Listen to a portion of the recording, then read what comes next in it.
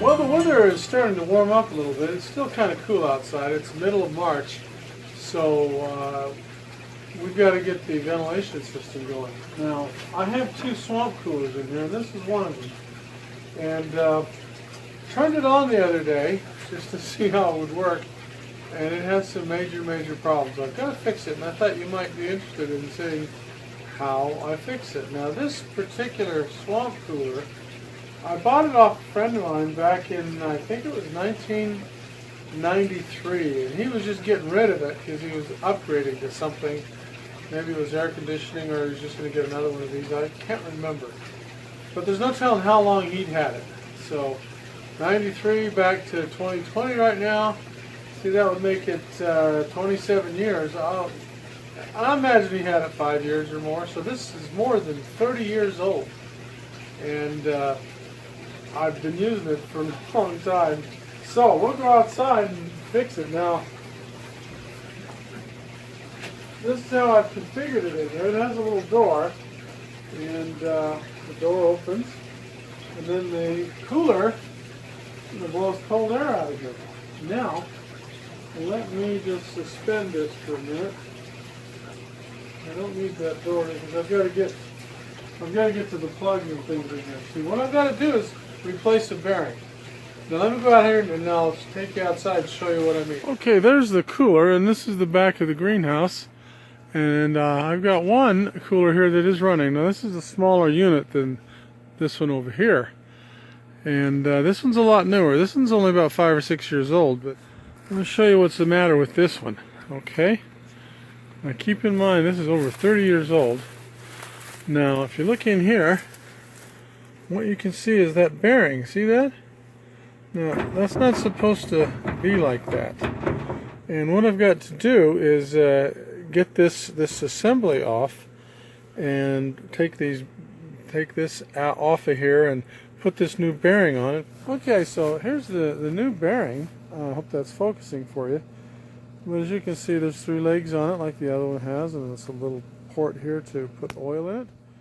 But you can see how it's kind of clamped up in there, or pressure fitted in there with a nice rubber boot that holds it still.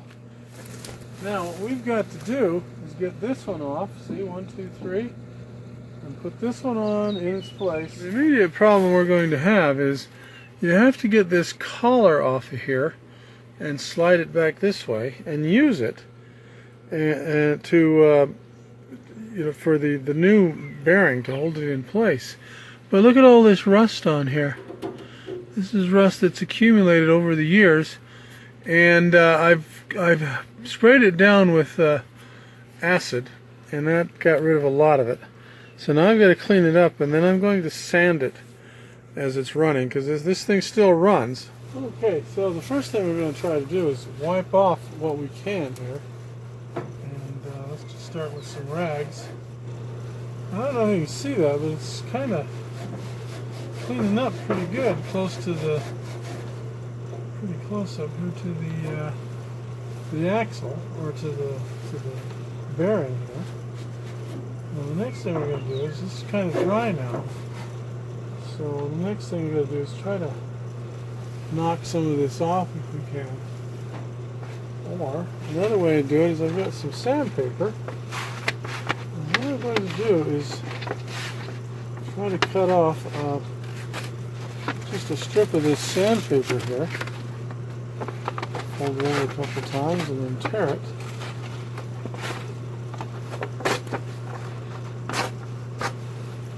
Now what the idea I'm going to try to do here is wrap it around here while this is turning and run it up and down here to get this stuff cleaned off of the shaft here.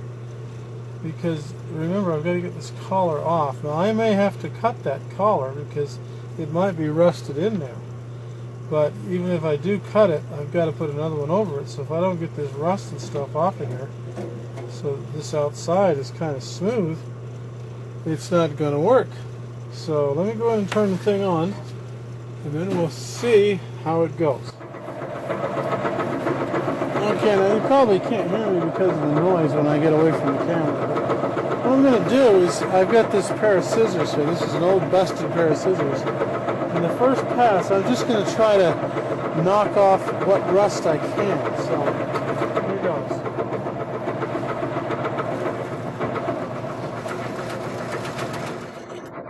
Okay. Looks like about the best I can do. Now, if you can see, I was going to show you. You can see how it's turning in there. You see the bearing, the whole bearing assembly is turning. Remember, look at this one. So that looks like about the best I can do with the scissors. So let's see what we can do with this.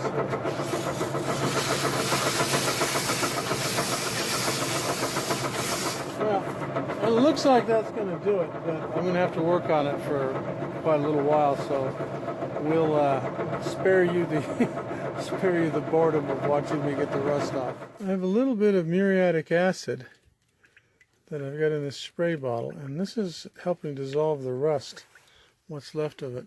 You don't need much of this. Now, this muriatic acid is something you can buy in the box stores, or it's used mostly by masons who use it to etch out concrete and things like that, or leftover mortar that's in between bricks and things like that, because it'll eat calcium for sure, which is what concrete is primarily made out of, and mortar, but also it'll eat rust. So what I'm doing is trying to spray this on here and get the rust off of it. And as you can see, it's much improved from how it was. Now in a minute the thermostat is going to turn this back on, and I'll get back on it with the sandpaper. Okay, I've done a little more sanding, and you can see it's still running. But now remember, my purpose was not to get it perfectly smooth. What I was trying to do was get it to where I get all the rust off of there, so that I can put that bearing and collar on here. Now, one way to tell is to see if this new one will fit. Now, look at this. Oh, look at that. That fits nicely. So that tells me that I've got it good enough. So the next step now is to get this off of here, get this spider support off of here, and then once I do that, try to get this collar off of here.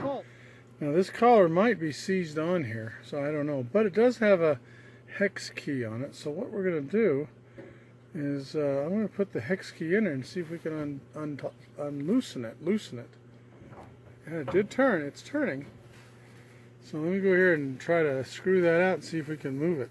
As you can see, I took a few turns on it, and that'll focus there. But as you can see, the set screw did back out, but it's not loosened. You see, if I can use this kind of as leverage. See, I can put the set screw, I can put the Allen wrench back in there and try to turn it. It doesn't move. So this is rusted on or seized on or something. Now I'm going to get one last try. I'm going to try to, I have a little gear puller, and I'm going to try to pull it off with that. And if that doesn't work, then we'll just have to cut it off. Well, I couldn't get that off. I went and got my gear puller, and you can't get the jaw in there. There's not enough space in there. It's got a kind of a fat claw on the end of the jaw. It wouldn't fit in there. So I am going to have to grind that off of there.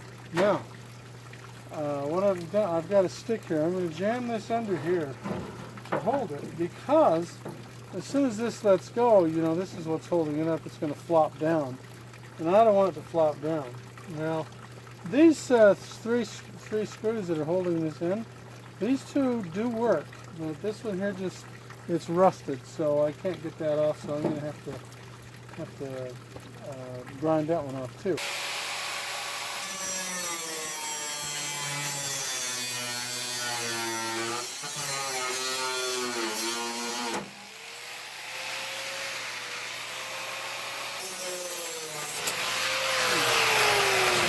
Alright, now I got that off of there. Now the next thing is to cut this collar off. Move this stick over here so it wants to be back there. Okay, here we go. Might not be able to see me cutting this. Oh, you know what I noticed? I need a new wheel. So I might as well go get that right now. You know, some days it just don't seem like it pays to get out of bed. So I go down in my little garage there and I look for parts. And I had a whole bunch of these discs, cutting discs, sitting there. And so I grab one and I come back out here. And as I was walking out, I noticed it said for masonry, you know, for cutting concrete, stuff like that. And I thought, oh, well, that's the wrong one. So I went back to get one for cutting steel and stuff. Well, I didn't have any. I had oodles and scads of the other ones, maybe 10 or 20 of those other ones. But I didn't have any for cutting steel. The odd thing is, I don't cut that much concrete. But anyway, so I had to go to the hardware store and buy this one. And so now, hopefully, we're off and running. Plug this back in again. And here we go. Now, let's see if we can cut this off. I hope you can see this. I'll try to enlarge it if you can't, but here we go. Now the idea I'm going to try to do is try to cut through the top here and just get to where I just touch this tube and not make a big gash in it. I'm sure I'll make a somewhat of a gash in it, but try to minimize that as much as possible. So here we go.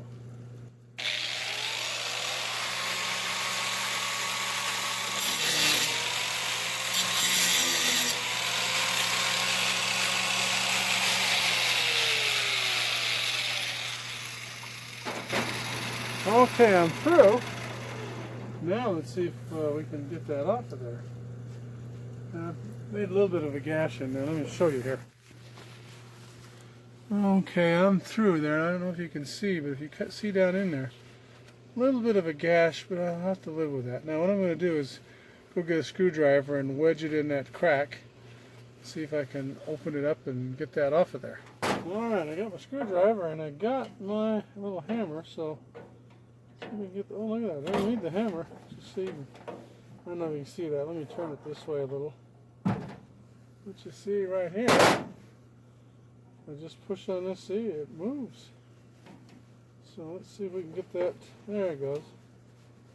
We can get that. It's still tight, but at least we can get it off of there.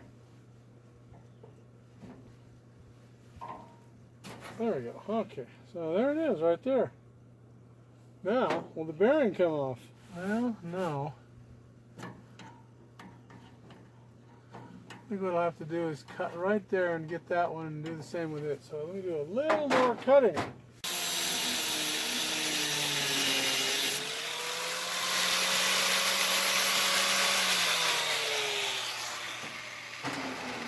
And the trouble is, to cut that last little piece back there, if you can see it, this piece back here is start to hit the squirrel cage, and I can't have that. So let's see what we can do without cutting through that. Oh, went the wrong way. Moved, but went the wrong way, so if it'll go that way, it should go this way too. Here we go.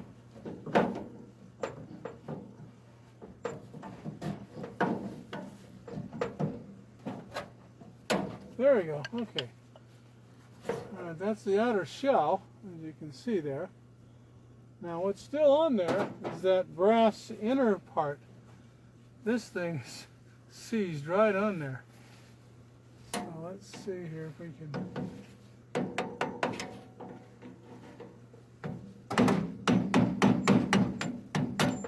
There, okay, that came loose too.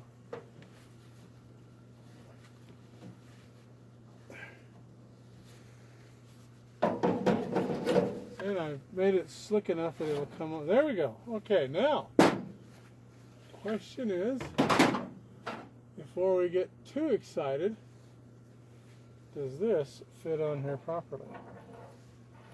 Let's see here. Oh yes, it sure looks like it does. Now, what we need here is to put another collar back here to hold that in place.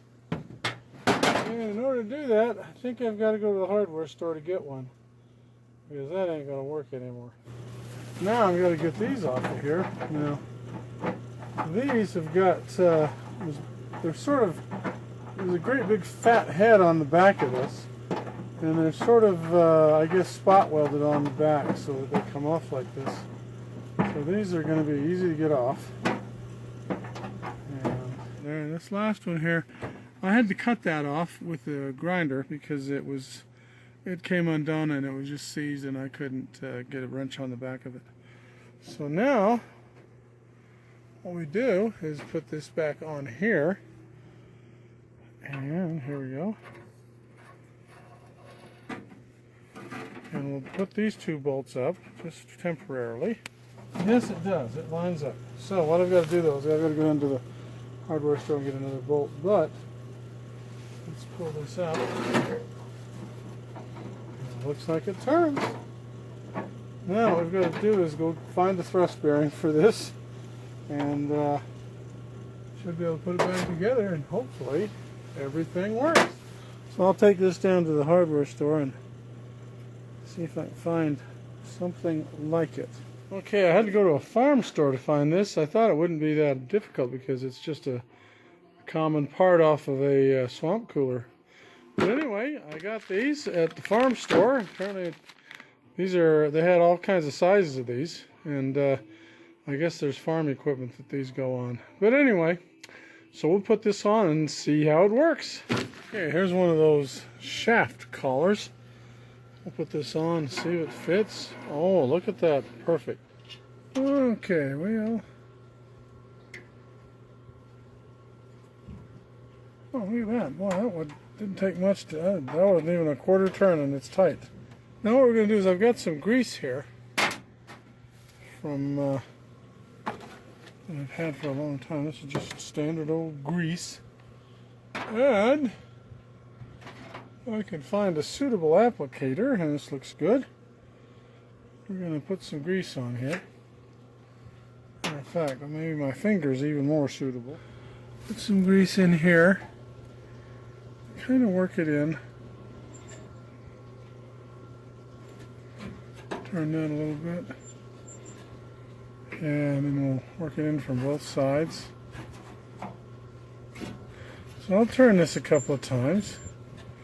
Make sure it's good and greased. Now this really doesn't need greasing because kind of a bearing that is. These are brass bearings that are usually impregnated with oils and things like that. So as long as they're taken care of, they're pretty well greased. But I want this one to last a long, long time. So I'm going to grease this one up. Okay, so we got way too much grease on there. And that's okay, because that's what we want. I don't want to have to get into this and mess with it at all during the year. And we'll go around this side. Now this bearing wasn't giving me any problems, but let's just check it out just to be sure. Now you can see, looking at this one, everything looks fine. It does have a lot of grease on it, but that's old grease. So I'm going to do the same to this one and just grease it up really good, and then we'll turn it on and see how it runs. Okay, here we are inside the greenhouse. Let's plug this in and see how it sounds. You can probably hear the wind on this, but it's blowing good. Got some good wind. Let's go outside and see how it looks. Okay, here we are. And it's looking good, sounding good. No vibrations, nothing terrible going on. Yeah, this is looking good. Let's check the other side. Same thing here, looking good, sounding good. No terrible vibrations. I think we got it. This ought to last, this cord there, this ought to last the year.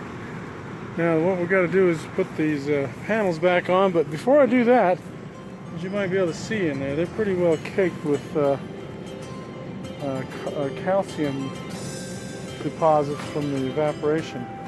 I may replace the batting in those. Maybe not. We'll see. But in any case, we got this one running, and that's what counts. So there we go. Now comes the hard part, putting back all the tools and junk.